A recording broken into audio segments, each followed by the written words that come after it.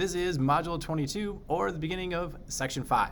So in this section, we're going to look at some savings, investment, the financial system overall. So what we're going to kind of be paying attention to is like our physical capital, sources of capital, etc. So if we're looking at savings and investment, right? If your total income is equal to your total spending, that's kind of the assumption we're going to go with. So what is total income? Well, total income is consumption plus savings, right? So everything that you have coming in, you're either going to consume or you're going to save the rest of it. And when you think about spending, well, you're either going to consume or you're going to invest, right? So it's one of those two things, because we're not part of like government spending here, and we're not like talking about exports or imports, but consumption and investment, like business spending and us consuming, that makes sense for spending. So then if we know that income is consumption and savings, and we know that spending is consumption and investment, if we say, well, there's consumption on both sides, then basically savings equals investment. And that is a pretty good assumption. So as we look at this savings and investment, now if we start adding in the government portion, right? So if the government budget is balanced, then your tax revenue should equal the government spending plus your transfer payments. So a balanced budget means your tax revenue minus government spending minus transfer payments, that should all equal a balanced budget. If there's a surplus, then the budget balance is greater than that zero. If there's a deficit, then the budget balance is less than zero. And when you think about national savings, now it is a little bit different as a national economy, because we can do things like print money, right? So a nation is different than your own personal. So you can't really look at it that way, but we can kind of think about it in terms of like savings as a personal thing. So national savings would be the sum of the private savings and the budget balance. So when you look at what that is, so savings plus budget balance equals national savings, right? So if your national savings is really your investment, then savings plus your budget balance equals investment.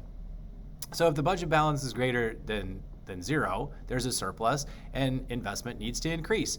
If the budget balance is less, then investment needs to decrease, right? So as you look at that capital inflow, that's the inflow of the funds into the country.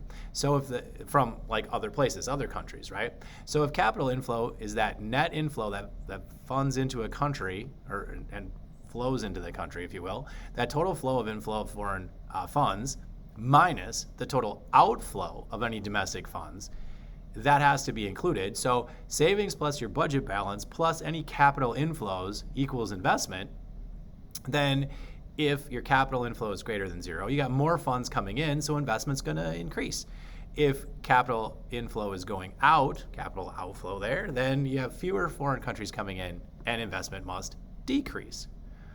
So as we're looking at all of these investments and what we're doing, well, we have to define some terms then. So wealth is the value of your accumulated savings, like all of the things you have, not including your income, right? It's like your house, any sort of property you might own, all those things are considered wealth. A financial asset is a paper claim that entitles you to future income from a seller. A physical asset is a claim on some tangible object, right? And a liability is a requirement that you have to pay money in the future, okay? So we have financial assets, physical assets, liabilities.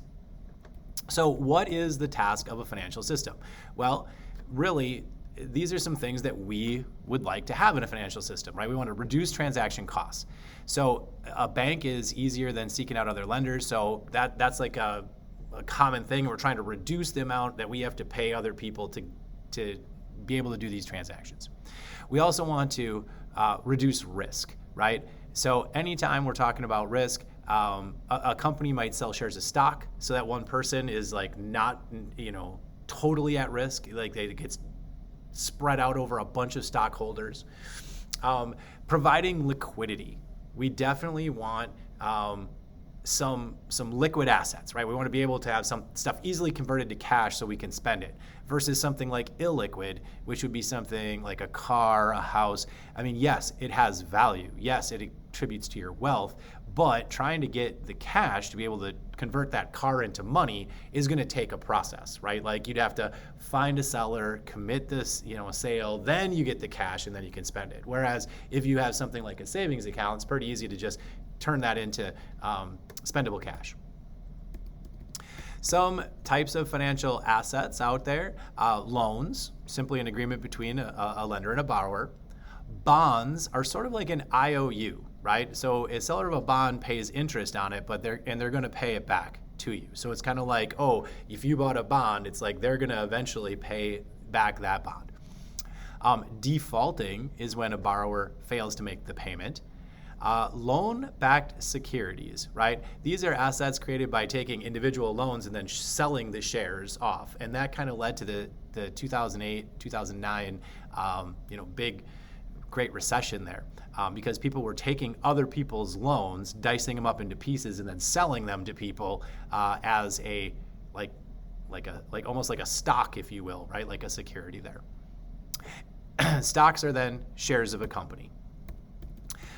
Financial intermediaries, okay, these are things like mutual funds, pension funds, life insurance, bank deposits. So these are things that are sort of that in between. It's not really money. It might not necessarily be like just stock itself. A mutual fund is then like a bunch of little stocks chopped up or put into a basket, and then you buy a share of the basket, right? Those are the types of things that we're going to talk about in this section. We're going to see how those financial things fit into our overall economy, how people use them to maybe grow the economy, and where you can put your money maybe as an economy to try to help out the economy as a whole. So we'll go on with further things here. Till next time.